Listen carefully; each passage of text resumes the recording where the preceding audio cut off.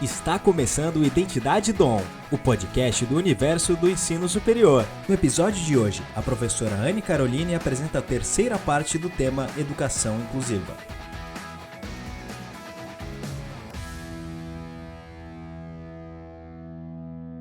Boa noite, tudo bem com vocês? Eu sou a professora Anne.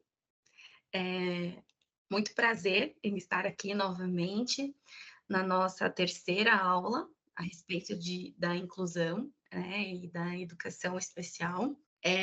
Então, só para que a gente possa retomar um pouco do que foi falado anteriormente, nas aulas anteriores, nós conversamos, sobretudo na última aula, a respeito da importância do pensamento amplo em relação à inclusão, onde a gente possa entender que a inclusão ela é válida para todos os alunos e não apenas para os alunos portadores de alguma necessidade especial, portadores de deficiência ou de algum transtorno.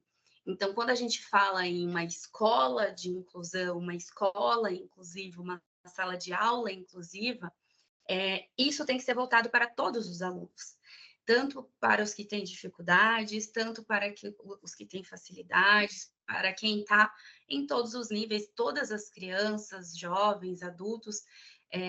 Nós precisamos sempre entender que cada indivíduo é que cada indivíduo vai ter uma, uma característica própria, né? Uma criação, um ambiente cultural em que vive, e que vai influenciar a aprendizagem, vai influenciar os interesses, os objetivos, os sonhos daquele indivíduo. Então, quando a gente fala em inclusão, é como eu falei, a gente pode muitas vezes fazer o mesmo planejamento, mas no momento da aplicação, o professor ter aquela visão de fazer as adaptações que forem necessárias, não só para os alunos com deficiência, para todos os alunos. Hoje mesmo eu me deparei com uma situação de uma criança no infantil e a professora, né, comentando, nossa, ele está no infantil 4, ele já vai fazer 5 anos, ele ainda não desfraudou e tal. E toda aquela questão, né, e ela achando que tinha algum problema com o aluno, e aí ela falou assim, eu conversei com ela, falei, olha, essa questão do desfraude hoje em dia vem sendo desconstruída, né? As novas pesquisas, os novos estudos de neurociência e de neurodesenvolvimento demonstram que é errado a gente fazer uma pressão para o desfraude, que não existe uma idade. Claro, existe ali uma janela que é tida como normal, mas ele ainda está dentro dessa janela. Então, o desfraude acontece a maior parte das vezes para as crianças entre 2 e 3 anos, mas existem casos que pode chegar ali com 4, 5 anos, depois dessa fase, né, passando ali muito de 6 anos, que precisa ser investigado algumas causas. Eu falei para ela, olha, a gente tem algumas intervenções que podem ser feitas, né? Então, você já tentou fazer assim, assim? E ela me falou assim, será que pode? Eu não sei se pode. E aí eu falei para ela, claro que pode. Tudo que a gente tiver que fazer para ajudar o aluno que está claramente ali incomodado, né? Ele está já se sentindo, puxa, né? Só eu que ainda estou de fralda e eu não consigo. E às vezes ele fica horas no banheiro, não consegue fazer o cocô no banheiro, precisa fazer na fralda. E eu falei para ela, a gente precisa tornar isso mais atrativo, mais tranquilo para essa criança, né? A gente precisa acalmar e trabalhar de acordo com a necessidade dessa criança. E aí ela, ai, mas será que pode? Então, a gente tem que pensar assim, né? Mesmo que seja uma criança que não tenha nenhum tipo de comorbidade, se ela precisa de uma adaptação, e quando eu falo criança também, incluso adolescentes, se eles precisam de uma adaptação, a gente precisa pensar, né? Se algo está atrapalhando a aprendizagem e desenvolvimento, e você, como professor, acha que teria alguma coisa a ser feita, a gente não pode pensar assim, se impedir de fazer aquilo que o aluno precisa, priorizando outras coisas. Ah, mas é porque os outros não vão fazer, tá? Mas a gente precisa criar na sala de aula um ambiente inclusivo, onde as crianças entendam, os adolescentes entendam que cada um ali dentro vai ter uma necessidade diferente. E, gente, isso é possível de fazer. Eu tenho alunos de 5 anos e são crianças extremamente compreensivas, né? Então, dentro da minha sala, tenho alunos autistas, tenho alunos TOD, tenho aluno TDAH, e eles entendem quando algum deles está em crise, quando algum deles precisa se autorregular, então se ele precisa correr pela sala para se regular, se ele precisa dar uma volta, se ele precisa ficar com os brinquedos no momento em que as crianças não estão com brinquedos. Eles, claro que no começo eles começaram a questionar, mas ao longo do tempo, deixando claro para eles as questões onde as adaptações estavam sendo necessárias, a gente conseguiu fazer um trabalho muito legal, né? E o que hoje, né, nessa aula a gente vai falar sobre o autismo, e eu nem trouxe slides porque eu quero justamente conversar com vocês, esclarecer as dúvidas de vocês a respeito do autismo e apresentar algumas formas de trabalhar, mas que partem justamente disso, da questão de entender que tudo que for para favorecer a aprendizagem do meu aluno é bem-vindo, é possível, né? E aí eu acho que o primeiro passo para a inclusão é estar disposto a fazer isso, né? A encarar de frente. Como eu falei para vocês, fácil não é, né? Tem dias que não é fácil, mas se a gente tiver boa vontade, a gente consegue fazer sim.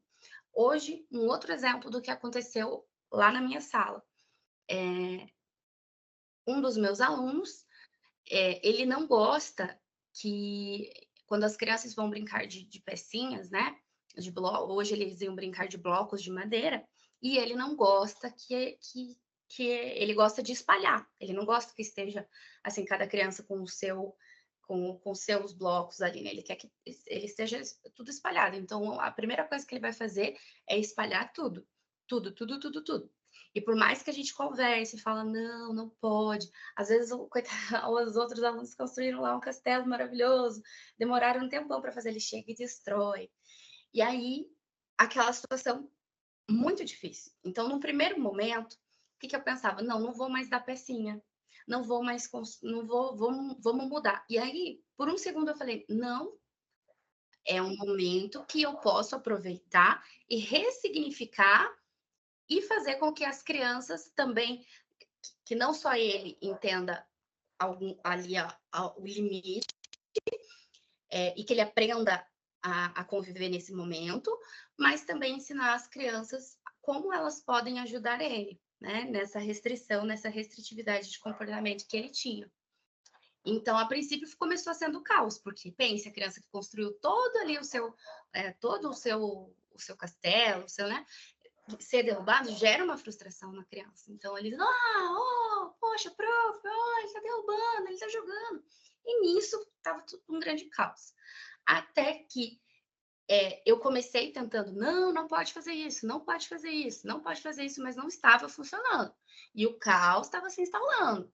E aí eu falei, não, peraí, que não está dando certo mesmo. E aí, o que eu fiz? Eu chamei 2 colegas, eu falei, vamos fazer uma competição? Quem consegue fazer mais rápido um castelo mais alto para o fulaninho aqui poder derrubar, porque ele gosta de derrubar. Então, vocês têm que construir uma cidade para ele, e quem construir mais alto vai vencer antes dele derrubar. Então, vocês têm que construir tão rápido, e quem tiver maior, antes dele derrubar, vence a rodada. E aí, foi a coisa mais incrível, gente. Eu gravei, né, para enviar para a mãe, mas eu queria mostrar para vocês, mas né, não posso expor a imagem das crianças, mas foi maravilhoso. Então, o que estava sendo um caos, a gente conseguiu entender que não adiantava, ele precisava jogar, né? E como que a gente incluir ele nesse momento? E as crianças aí começaram com 2 alunos, né, que foram me ajudar ali, e aí eles construíam muito rápido, ele vinha e derrubava. Construía muito rápido, vinha e ele derrubava.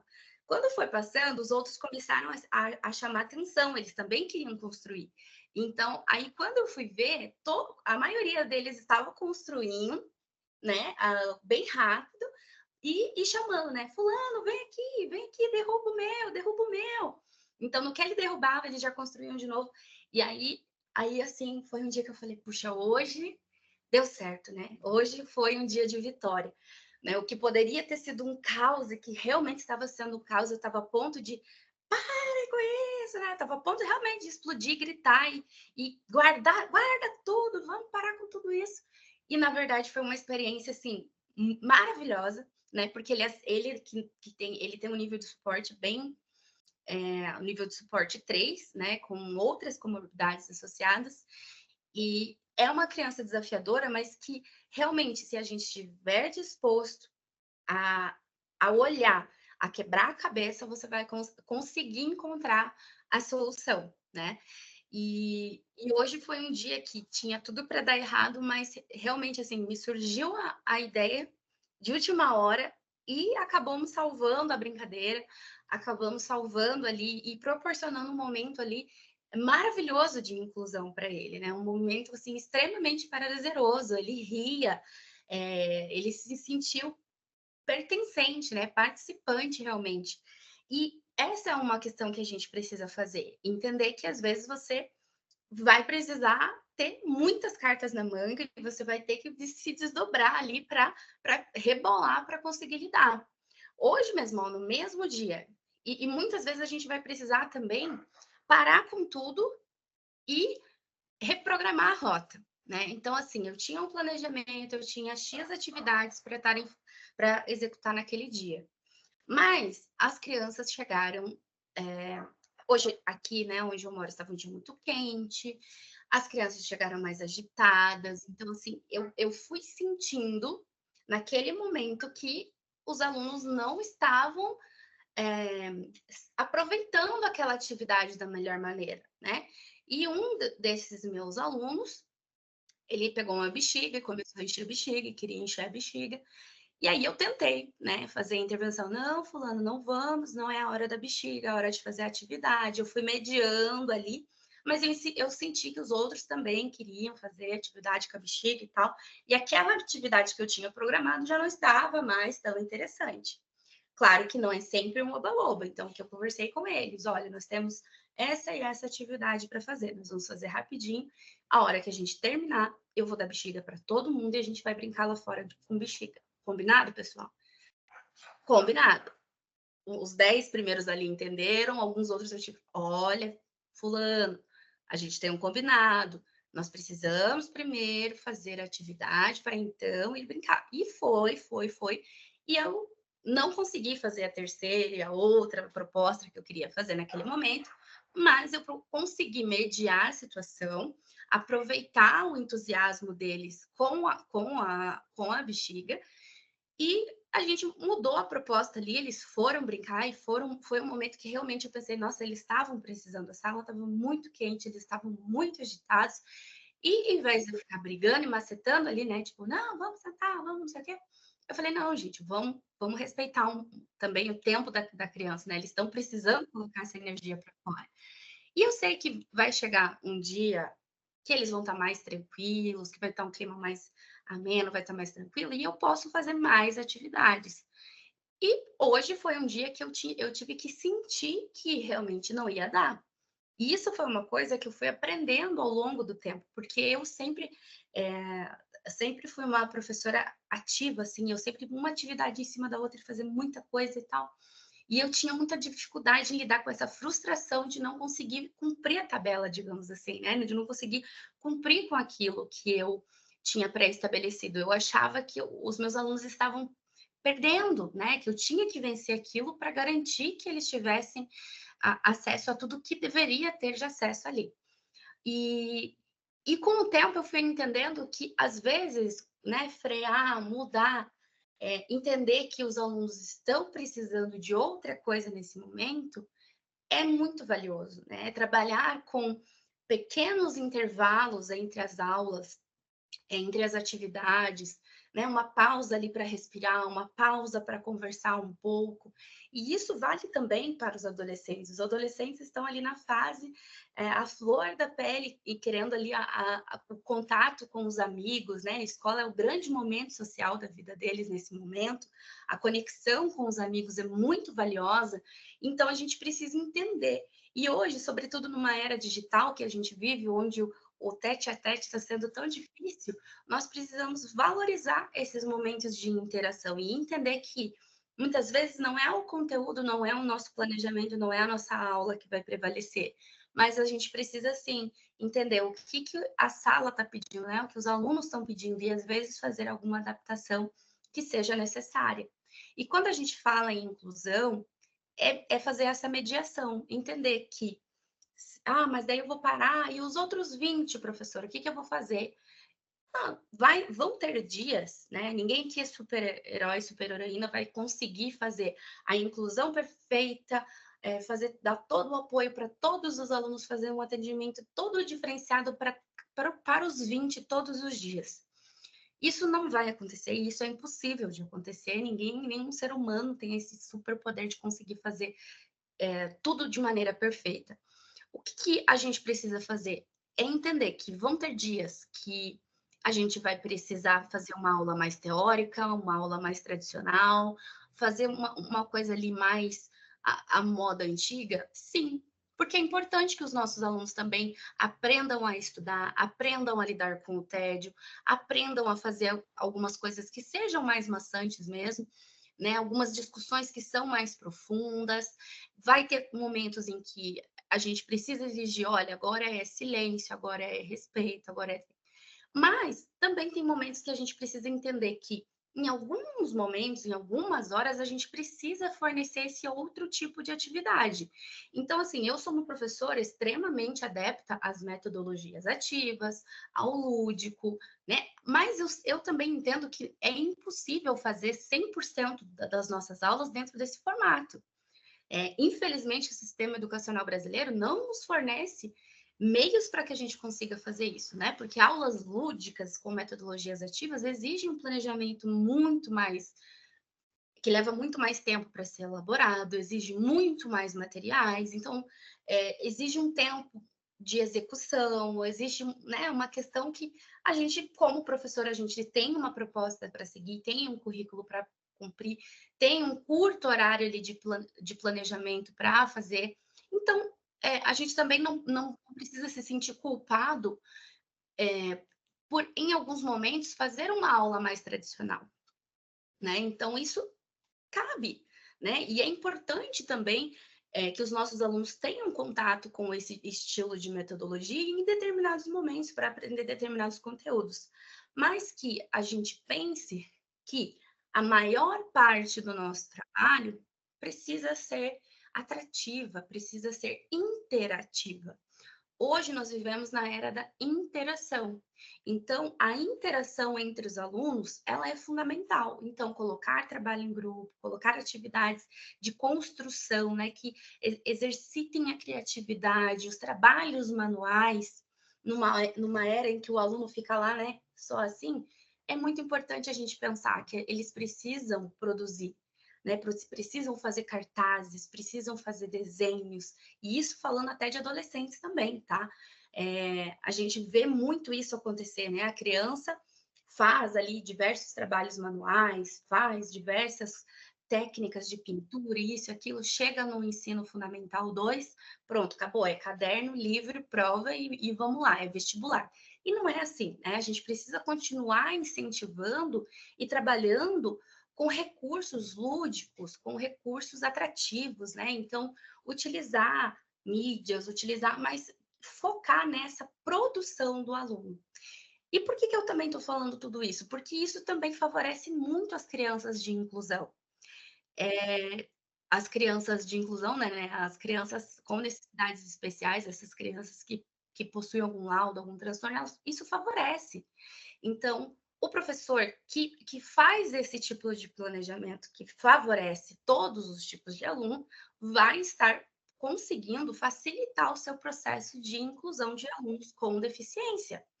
Então, quando a gente fala em TDAH, em autismo, em TOD, né, nesses que são mais comuns, esse é o tipo de atividade que vai despertar então a atenção deles, né? Então, vai despertar a atenção não só dessas crianças e adolescentes, mas como um todo. Então, o primeiro passo que a gente precisa considerar é justamente esse, né? Que fazendo aulas mais atrativas, momentos de interação, de socialização e de trocas, a gente já vai estar conseguindo um ambiente adequado, né? Um ambiente que vai favorecer muito mais a inclusão desses alunos. Ali no chat eu vi, né, uma aluna comentando, né, que tem casos que as crianças não socializam, não comem próximos aos amigos, e isso é muito comum. Esse meu aluno mesmo, ele não comia, né? Então, assim, eu estou com ele desde o ano passado e nós passamos por um processo de adaptação muito longo e sempre respeitando o limite dele. Então, no começo do ano passado, ele sequer entrava, né? Ele nem entrava na sala de aula. E aí depois a gente começou com 30 segundos, com 1 minuto, e sempre fazendo isso, como eu falei para vocês, colocando algo atrativo para ele, conversando com ele, explicando e respeitando o limite, tentando sempre avançar com ele, mas respeitando o limite. Ano passado inteiro, assim, umas 5 vezes ele aceitou comer na sala junto com os colegas. Ele sempre preferia, né, comer longe dos colegas. O que a gente fazia? A gente sempre chamava, a gente sempre convidava, a gente sempre tentava, né? O nosso papel é justamente esse, é tentar. Então, no começo, o que que acontecia? A gente falava: "Olha, vem aqui, vamos comer, está na hora do lanche, vamos sentar". Então a gente colocava ele sentado para ele comer com os colegas. Ele ficava o tempo que ele aguentava, passado daquilo, ele sentia necessidade de se afastar, e isso era respeitado. Então a gente proporcionava esse momento a ele, né, e sempre convidando, mas a gente entendia que, ele não estava pronto para isso ou ele não queria, né, aquilo naquele momento. E assim foi indo, o ano passado inteiro, tiveram ali, como eu falei, pouquíssimas vezes em que ele aceitou sentar junto com as crianças para comer. O que, que a gente fazia? Esse movimento de convidar. Algumas vezes, como ele gostava de comer fora da sala, porque ele não queria as outras crianças perto, eu colocava 2 alunos, chamava 2 que fossem mais quietinhos, que não fossem muito agitados, para não fazer barulho, né? E ele começou a comer com 2 alunos, com 3. Esse ano nós estamos conseguindo que ele faça o lanche na sala com as outras crianças.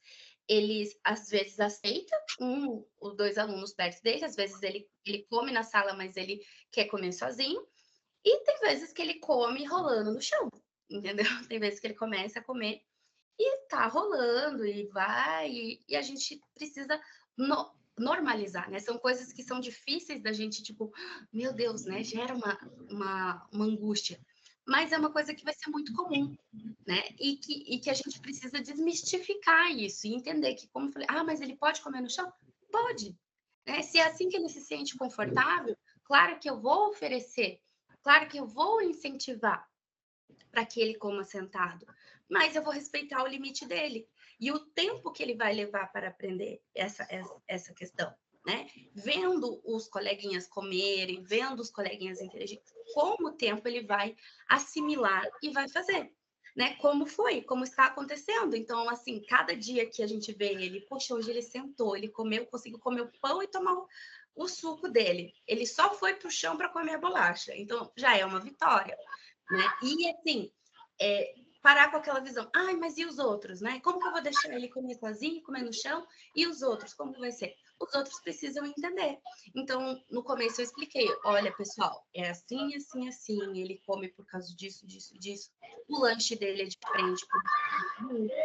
E as crianças aceitam numa boa. Eles aceitam, eles têm curiosidade para saber, né? Eles entendem que, poxa, é diferente, mas por quê? Por que está sendo diferente? Mas eles aceitam, né? E isso é muito bacana, essa conscientização, né? Das crianças lidarem com naturalidade com isso, né? Então, não só as crianças, mas nós precisamos lidar com naturalidade com esses comportamentos que são atípicos. Então, assim, o que antigamente era considerado uma falta de educação, uma criança correr pela sala, hoje é algo muito comum. E os professores precisam entender que vão ter crianças que vão precisar dar umas 2, 3 voltas correndo pela sala. Vão ter crianças que vão querer sair a cada 10 minutos. E você vai ter que permitir que ela saia de 10 em 10 minutos para ela se regular e voltar. Claro que você vai tentar chegar, vamos melhorar isso, vamos lá para 15, vamos para 20, vamos para 25, mas é entender que essas crianças precisam, né? E adolescentes também precisam. Então, mais os adolescentes, o que eles precisam? Às vezes eles precisam de tempo também fora da sala para se regular. Tem aluno que gosta de ficar andando pela escola para se regular. Tem aluno que precisa ficar com o fone de ouvido, tem aluno que às vezes precisa estar mexendo em alguma coisa, desenhando, ou tem aluno que sente a necessidade de falar, e isso também são adaptações que a gente precisa fazer, né? Então, como eu falei, o trabalho de inclusão é para todos, né? Quando a gente pensa em uma inclusão, ela deve ser para todos. E tratar com naturalidade, normalizar comportamentos que são típicos, né, de crianças e adolescentes dentro do espectro, não só do espectro autista, mas do TDAH e outros, né? A gente precisa conscientizar, né? Então, é explicar o que é, mostrar, porque essa sensibilização dos alunos faz com que o bullying seja reduzido, né?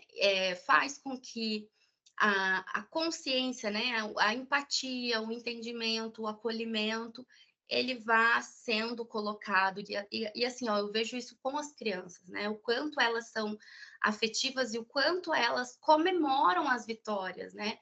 Então, hoje, eles ficaram muito felizes. Quando ele deu a risada, eles, meu Deus, ele deu a risada. E foi, assim, um momento incrível pra gente. Então, é nesse ponto que eu falo. É fácil? Não é fácil. Existe uma receita de bolo? Não existe. Quando a gente fala em autismo, ai, perdão, agora que eu vi que tem uma mãozinha erguida, mas não está aparecendo para mim o nome de quem é. Mas pode ficar à vontade para falar. Agora apareceu, Érica. Pode ficar à vontade, Érica. Oi, boa noite. Tá me ouvindo? Tô sim. Ai, que bom. Você estava falando sobre essa inclusão até na hora do lanche, da alimentação. Então, lá na turma onde eu faço estágio, nós temos 3 autistas com laudo e um que é o caso mais complicado de todos, que ele não tem laudo porque a mãe se recusa buscar esse tratamento. E como ele é muito difícil, acaba sendo a professora, as 2 mediadoras e a auxiliar para lidar, cada uma com seus alunos, e eu fazer o acompanhamento dos especiais, né? Sendo que aí esse, que é o mais especial de todos, acaba que fica as 4 sempre tentando regular ele ali de uma certa forma. E o que fica muito difícil, uma coisa a gente já conseguiu, já foi um passo adiante, que é a questão, né, dele ir no banheiro, porque ele não pedia, ele não falava e ele não fazia. Não fazia mesmo. Isso desencadeou uma infecção urinária nele. Nossa. Das brabas, a mãe até ficou braba com a gente, mas até a gente também aprender que a gente tinha que colocar ele lá no vasinho para ele fazer, foi difícil. Mas aí entra a questão da alimentação, porque toda vez, quando todos os coleguinhas sentam, até os autistas mesmo comem, todo mundo bonitinho, certinho, a gente não consegue levar com que ele coma. Ele literalmente passa o dia inteiro no colégio sem comer. Água eu consigo dar para ele, tipo, que eu falo assim, vamos dar uma volta na escola? Aí passo no bebedouro, vamos beber uma água com a misérica? Aí ele bebe a água comigo. Mas a questão da alimentação, a gente coloca o lanchinho dele todo bonitinho. A gente também já sentou, já conversou o que a gente poderia falar para a mãe, para talvez mandar um lanche diferente ou algo que ele coma em casa com frequência, mas na sala de aula não funciona de jeito nenhum, até porque ele não para. Ele não para e tudo para ele é não. A gente acha, né, que ele tem ali um TOD junto com um grau de autismo, porque tudo para ele é não, e ele é bastante agressivo. Então, nessa questão de alimentação, que a gente até sentiu uma dosinha, né, de todo mundo come, ele não, a gente pega, dá assim na mãozinha dele o biscoito, o lanche, o suco, mas ele não se alimenta de nada. Como que a gente poderia estar conversando com ele, até para ele ser um pouco mais compreensível, sem dizer não, para fazer com que ele entre até nessa hora que é legal, porque a gente faz também piquenique e ele não participa de nada. Então, eu passei a mesma situação com esse meu aluno, né? E aí a gente foi assim por tentativa e erro. Então, quando a gente fala de crianças autistas, às vezes a gente precisa entender que todos esses comportamentos de agressividade, esses comportamentos que são aversivos, eles indicam eles estão querendo comunicar alguma coisa. E a gente precisa entender que o autismo, o maior déficit, né, a maior dificuldade dentro do autismo é a questão da comunicação. Então, até crianças que são verbais, elas possuem um déficit da comunicação e muitas vezes, apesar de falar, elas têm dificuldade para se comunicar. Então, vocês vão fazer por tentativas. E assim, o primeiro passo é conversar com a mãe, né? Mãe, como ele come em casa? Ele come na frente da TV? Ele come na sala? Ele come na cozinha? Qual é o tipo de utensílio que ele come? Porque, assim, esse meu aluno, ele não comia, e ele continuou até hoje sem comer o lanche da escola. Então, foi necessário que a mãe enviasse os potes que ele era acostumado a comer, e todos os dias ela precisa enviar o que ele vai comer, porque ele não come o da escola, né? E isso foi uma questão, porque daí, como ele tem uma seletividade alimentar grande, ele come algumas besteiras que são, assim, proibidas na escola. Mas era o que ele comia, né? E a gente entendia que esse processo dele se alimentar na escola ia ser um grande avanço para ele, né? Até mesmo para ele começar a participar e tudo mais das situações. Então, a gente fez essa escolha de, mãe, tudo bem, pode mandar o que ele come, a gente vai conversar com as crianças, a gente vai explicar que o lanche dele é diferente e tudo mais. E às vezes ele não vai, como eu falei, ele não vai comer porque ele não consegue comer perto dos outros, que era o caso do meu aluno, então eu precisava tirar ele da sala num ambiente tranquilo, e ele comia só o que ele era acostumado a comer, né? Somente o lanche que a mãe realmente mandava, nos potes que ela mandava. E no começo, o que aconteceu? No começo, ele não comia também. De começar, não comia, não comia, não comia. Até que eu percebi que ele gostava de uma ordem certa do lanche. Então, a gente tinha que oferecer o doce primeiro, depois o salgado e, por último, o suco. E se você colocasse tudo na frente dele, ele não ia comer. E aí, então, nesse momento é muito importante, né? Então, quando eles têm uma inquietação, quando algo incomoda, eles começam a ter uma crise, começam a se desregular, a gente precisa observar. Com relação ao banheiro, a gente também tinha muita dificuldade, tanto que, assim, ele fazia direto na calça por não aceitar ir, ou ele entrava em crise quando ele queria ir ao banheiro e ele não conseguia comunicar, e aí a gente não entendia o porquê que ele não gostava de ir ao banheiro. Aí, um determinado dia, eu percebi que cada vez que ele, um dia ele entrou no banheiro e, né, banheiro de criança, a gente sabe que, ainda mais menino, né, se adulto faz tudo para fora, imagina um montão de criancinhas, né? E ali tinha um pouco de xixi no chão. E ele viu esse xixi, ele nunca mais quis entrar naquele banheiro. não queria de jeito nenhum. E aí a gente foi por tentativa. Então, vamos limpar tudo antes dele entrar. Ainda assim, não. Vamos usar o banheiro dos professores. Ainda assim, não. Aí, o que a gente foi fazendo outras tentativas? Então a gente vai limpar tudo, a gente não vai deixar nenhuma outra criança entrar. E aí eu pensei, parece que ele fica desconfortável. E se eu tirar tudo? Você acredita que daí ele só começou a fazer quando a gente tirou tudo? A camiseta, calça, tudo. E ele sobe no vaso também de um jeito diferente. Então, quando ele se sentiu confortável e que ele pôde tirar toda a roupa dele ali e ficar à vontade, aí ele começou a fazer. Né? Então, eu passei por tudo isso que você passou, dele não comer de jeito nenhum, de ter que fazer ali uma tentativa, começar. Como eu falei, né? Sempre convidar ele e tudo mais. E aí, por exemplo, né? A gente... um dos lanches que ele gostava muito era pipoca. Então, um dia eu fiz pipoca para todo mundo, e aí ele entrou na sala e ele viu que era pipoca, era uma coisa que ele gostava, então ele aceitou comer, né? Aí, esse foi a primeira vez que a gente conseguiu. Mas daí, quando eram os outros lanches comuns da escola, não tinha condições. Mas a gente fazia esse momento, né? Ele entendia que era a hora do lanche, né? E aí ele ia sentar na cadeirinha dele lá, então, e comer na ordem que ele comeu. Uma das coisas que eu acho que seria interessante, e às vezes ele fica tão agressivo e fica mais nervoso o dia todo, justamente porque ele tá sentindo falta da comida, porque ele não tá conseguindo comer, ele tá com fome. Então, de repente, fazer essa adaptação, né? Perguntar para a mãe como que ele come em casa. E às vezes você vai ter que fazer essa adaptação e gradativamente ir mudando para que ele chegue ao padrão da escola. O meu outro aluno, que também tem autismo, ele só come na frente da televisão em casa.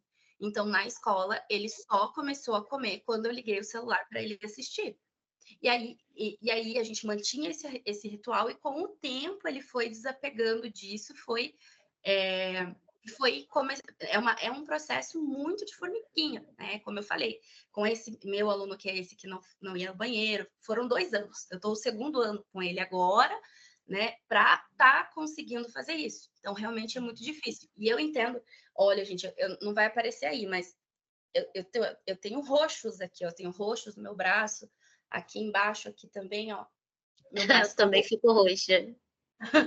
porque ele me belisca, ele puxa o meu cabelo, e assim, no começo, né, eu ficava assim, tentando, né, tipo, não pode, não pode, eu vi que não resolvia nada. Então, eu fui estabelecendo a ordem, né, e uma comunicação muito direta. Então, quando eu quero que ele faça alguma coisa, eu uso uma palavra só. Então, o nome dele, né, fulano, sentar. Fulano, sentar, sentar, sentar, e repito o comando, e vou conduzindo ele até fazer o comando.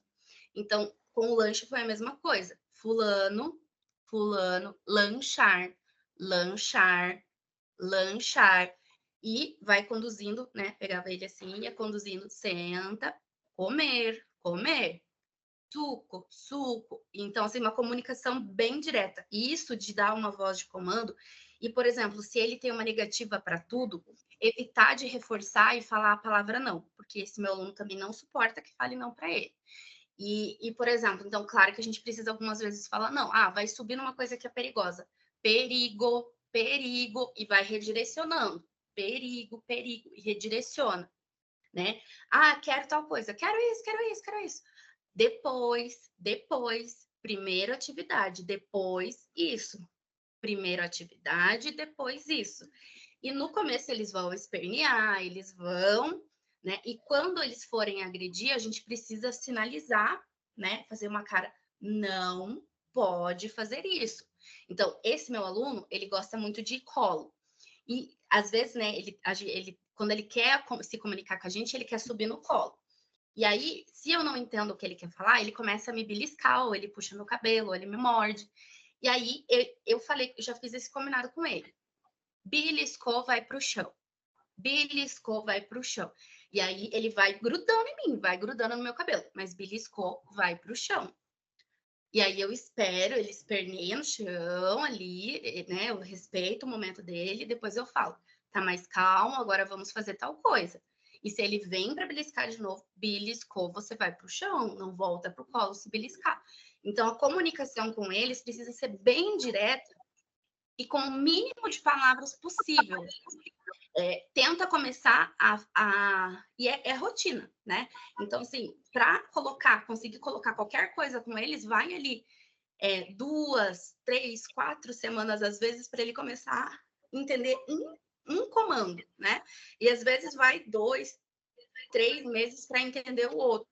E por isso que é importante seguir, né, essa rotina para dar previsibilidade para ele e adequar, né, que todas comecem a usar os mesmos comandos. Então, tipo, às vezes uma professora fala, vamos sentar, fulaninha, a outra fala, tá na hora, senta aqui, né? Então, cada uma fala de um jeito e às vezes para ele fica difícil de entender. Então, estabelecer como padrão, sentar, sentar. E aí, assim, se você quer que ele assuma esse comando primeiro, então você foca bastante. Eu vou ensinar o sentar, né? O sentar, sentar. Aprendeu a sentar? Agora vamos bater no lanchar, lanchar, xixi, xixi, xixi.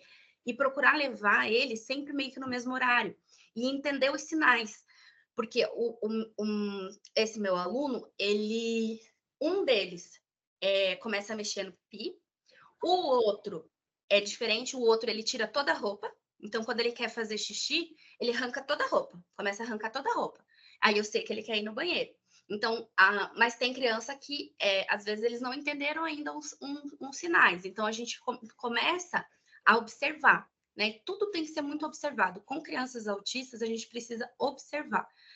Toda crise, ela não vem do nada, né? Às vezes é alguma coisa que está incomodando. Então, a última crise bem forte que esse meu aluno teve, que foi, assim, extremamente difícil, né? De controlar, assim, que foi preciso até chamar a mãe. Só que quando a mãe chegou, no que ela, né, foi me ajudar a acalmar, ela pegou ele no colo, eu olhei, eu falei, putz, tinha uma picada no pé dele, uma picada de mosquito. E ele arrancava roupa, e ele gritava. Daí quando eu não tinha visto que ele tinha uma picadinha de pernilongo. Aí eu falei, tá aí, ó. Aí ele se esperneando, gritando. Eu fui lá e cocei. Eu comecei a coçar a perna dele, ele parou na hora. Aí eu peguei um álcool em gel e passei para deixar geladinho, ele parou. Ele foi, veio, me abraçou. Aí eu falei, gente, olha como é difícil, né? Eu falei para ela, olha, eu nem passou pela minha cabeça. Ela falou, prof, é assim. Às vezes a gente tem que adivinhar o que está incomodando, porque ele realmente não se comunica, então você tem que. Então, toda vez que está tendo uma crise, começar a observar. Será que ele está com fome? Será que ele está molhado? Será que essa roupa está confortável? Será que não é muito barulho? Será que está, né? Será que tem alguma coisa incomodando ele que ele ou alguma coisa que ele gostaria e que ele não conseguiu ter? E aí procurar fazer intervenção com base nisso. E é como eu falei, às vezes é meio na bola de cristal, assim, né? E aí a gente vai por tentativa. Então, com esse meu aluno, a gente já entendeu que quando ele começa a beliscar é porque ele quer comunicar alguma coisa. Então, é a hora de eu parar, né, deixar os meus outros alunos ali um pouco, explicar, pessoal, espera um minutinho, eu preciso conversar com ele e tentar entender, né, e dando as alternativas e mostrando para ele o que ele quer.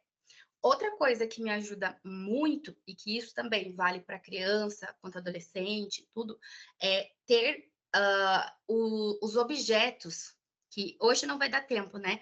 Mas na próxima aula, por favor, compareçam, que eu vou apresentar objetos que a gente pode ter que sejam reforçadores. Então, crianças autistas, crianças com TDAH, eles precisam de estímulos muito variados. Então, eles são crianças que normalmente, né, tem um tempo de atenção reduzida, então a gente tem que aproveitar esse tempo e respeitar esse tempo, né? Então, assim, a atividade, esse meu aluno é uma por dia e ele, assim, vai até no máximo 2 minutos fazendo uma atividade. Então, às vezes ele só risca, mas todos os dias eu faço como rotina. Você precisa, nem que seja só riscar ali, né? E cada dia eu vou tentando que ele risque um pouco mais, oferecer algum outro tipo de material para ele fazer, né? E depois eu vou utilizando vários outros recursos para entreter, não, né? Para para entreter, para ir mediando, né? Porque quando eles ficam ociosos, assim, eles começam a ficar incomodados com alguma coisa, aí que eles vão bater, aí que eles vão chorar, aí que eles vão querer sair de sala, aí que eles não vão querer participar. Então, com esse meu aluno, por exemplo, eu tenho uma caixa imensa. Eu vou ver se eu consigo trazer a caixa toda, porque é uma caixa organizadora bem grande. E lá tem areia cinética, tem slime, tem massinha, tem brinquedo assim de chocalho que cai, que imita o barulho da chuva, tem um monte de pecinhas diferentes, tem imã, que ele gosta muito de imã, tem aquela lousa mágica para ele desenhar. Ah, professora, mas as outras crianças vão querer. Elas querem realmente, né? E tem vezes que eu deixo os outros também brincarem, mas tem momentos que eu falo: olha, pessoal, agora vocês estão fazendo tal atividade, vocês não vão poder brincar. Agora é o momento que só ele pode mexer na caixa, né? E a caixa fica alta e cada vez eu vou utilizando um recurso. Tem vezes que eu uso ali 5 recursos da caixa, né, no mesmo dia. Tem vezes que eu uso um só e dá certo. E aí, eu vou trazer essa caixa para que vocês vejam a variedade de coisas que tem ali que ajudam muito, tá? Que na hora que ele tá nervoso, esse meu aluno, ele gosta de escalar. Então, ele sobe o armário, ele sobe a janela, ele sobe a mesa, ele sobe na carteira das crianças, porque ele precisa, né, se movimentar. Então, eu tenho poppet nessa caixa, eu tenho uma coisa que ele gosta bastante, são coisas do fundo do mar, né? Então, eu fiz grampinhos, assim, com a boquinha de tubarão para ele ficar apertando, bolinha de sabão, várias coisas, assim, que você precisa ter mais recursos à mão ali para estar fazendo essas mediações e tentando modificar a atenção deles quando eles estão muito encanados com alguma coisa, ou eles estão muito bravos ou muito agitados, eles precisam ter algum reforçador ali para ajudar nessa mediação deles. Na próxima aula eu vou trazer isso para vocês, né? Mostrar algumas alternativas que são legais, alguns materiais que a gente pode utilizar para fazer esse manejo de comportamento, né? Então, com as crianças que têm, e com os adolescentes também, né, que tenham o transtorno do TEA, né, nós precisamos ter muito isso, né, trabalhar com os reforçadores, né, então, tanto que a maioria dos alunos que apresentam esse transtorno fazem tratamento, terapias, né, intervenção na metodologia ABA, que é basicamente isso, né, é uma terapia comportamental que vai ensinar os comportamentos corretos e adequados para cada situação. E eles utilizam, eu fiz, né, capacitação e a formação específica ali para a aba, e a gente aprende muito isso, né, que eles aprendem ali reforçando o comportamento positivo e tentando mostrar que certas ações não devem ser feitas, então a gente não reforça esses comportamentos, a gente modifica a atenção deles para aquilo que a gente quer que ele faça. Então, por exemplo, ao invés de ficar falando não sobe aí, fala assim, senta aqui, né? Então você reforça aquilo que você quer que o aluno faça, não o que você não quer que ele faça, porque ele tem uma dificuldade de comunicação que vai dificultar o entendimento dele. Então, se ele está jogando a comida, aí em vez de falar, não joga a comida, a gente fala, vamos colocar a comida no potinho, vamos guardar a comida, ajuda a professora a guardar a comida aqui agora, né? Então a gente reforça aquilo que a gente quer que ele faça, sabe? E eu vou trazer, então, né, o nosso horário ali já está chegando ao fim, mas na próxima aula eu vou trazer os materiais para mostrar para vocês como a gente faz esse manejo, né? Então, como a gente faz o manejo, se eu quero que ele sente aqui, como que eu vou fazer para que ele sente aqui? Se eu quero que ele vá ao banheiro, como que a gente pode ajudar esse aluno a ir ao banheiro? Em momentos de crise, como que a gente pode auxiliar, né? Quais são os limites ali que a gente pode fazer para intervir nisso, né? Como a gente pode acompanhar de uma maneira melhor esses alunos, né? Se der tempo, na próxima aula eu vou comentar com vocês também a respeito do PDI, né? Que é o Plano de Desenvolvimento Individual, que é um plano de adaptação que é feito para essas crianças, né? Hoje em dia é previsto em lei que ele seja feito para esses alunos, como que a gente faz, que tipo de atividade incluir ou não incluir, para que a gente possa estar fazendo o trabalho com esses alunos, tá bom? Pessoal, nosso horário já deu, né? Não vou ficar tomando muito tempo de vocês. Quero agradecer imensamente a participação e a presença de vocês. Ela sempre é muito valiosa, eu sempre fico muito feliz. E desejar uma ótima noite para vocês. E espero encontrar vocês na nossa próxima aula, tá? Até mais, pessoal. Tchau, tchau.